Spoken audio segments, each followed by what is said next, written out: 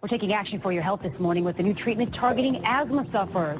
The FDA has just approved the first non-drug asthma treatment, and it could change the lives of many of the 20 million Americans who have a hard time doing what most of us just take for granted, breathing easier. It's not the saws or the hammers that make Jeff Craddock's job dangerous. We have either the sawdust, or we have drywall dust, or we have the insulation back there. He feared he'd have to sell his business to save his life. I would use a rescue inhaler at a minimum between 4 and 5 times a day. When medication failed, he tried a new approach, bronchothermoplasty. With normal breathing, the airways of the lungs are fully open.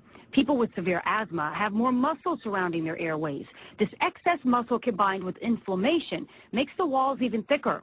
During bronchothermoplasty, a small tube is inserted through the mouth or nose into the lungs. This is a flexible little catheter.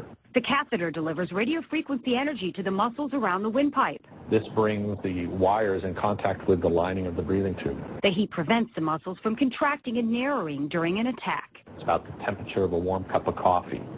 It's not burning, it's not sparking, it's not ablating anything. A new study shows a 32% reduction in asthma attacks, 84% drop in ER visits, 73% reduction in hospital stays, and 66% drop in lost time from work or school. The new therapy allowed Jeff to do chores that used to take his breath away.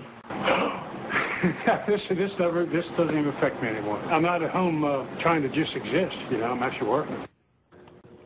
Well, the doctor stressed that this device does not cure asthma. It only improves the patient's quality of life and helps them breathe easier, as you saw. There's little risk since there is no incision, but patients may actually suffer from worse asthma symptoms in the days immediately following the procedure.